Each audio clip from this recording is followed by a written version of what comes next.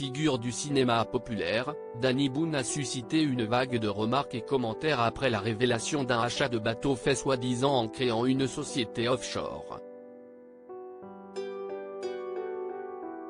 La star a réagi face aux critiques, maniant comme personne l'humour et l'ironie. Acteur, réalisateur, scénariste et producteur à succès, Danny Boone fait partie des personnalités les plus appréciées de France. Mais son statut braque aussi les projecteurs très fortement sur lui pour des raisons moins plaisantes. Fortune française grâce aux succès commerciaux de ses films, comment ne pas citer le carton de Bienvenue chez les Ch'tis ?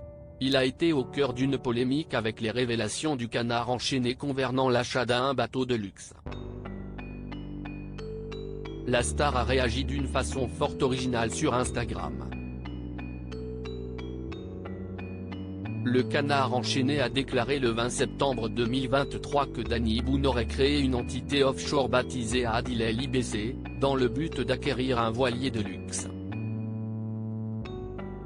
Une entreprise domiciliée aux Antilles, à Antigua et Barbuda, île située sur une archipel qui figure sur la liste européenne des juridictions fiscales non coopératives, soit un paradis fiscal, qui lui aurait permis d'échapper à 700 000 € de TVA.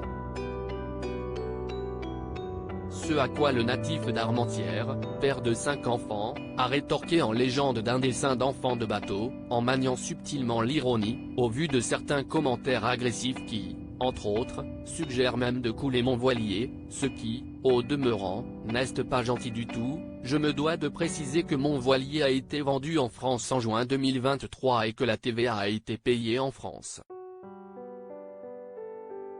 Cher polémiste, vous pouvez passer à l'artiste suivant. Merci. Le post du bien-aimé de la comédienne Laurence Arnay a été liké par plus de 1000 personnes en moins d'une heure, parmi lesquelles Arthur ou encore Elise Moon.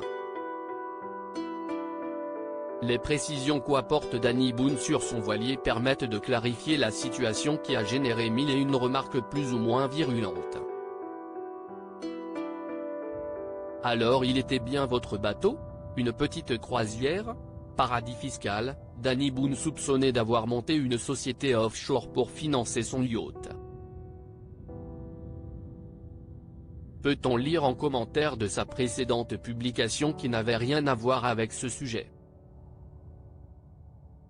Le Canard enchaîné avait noté le fait que celui qui est domicilié à Uccle, en Belgique aurait décidé ce lundi 18 septembre de mettre en vente son bateau, tout en précisant que les taxes n'étaient pas réglées et qu'il avait aussi oublié de payer le renouvellement du pavillon d'Antigua. Donc le palmipède s'est trompé. Pan sur le bec.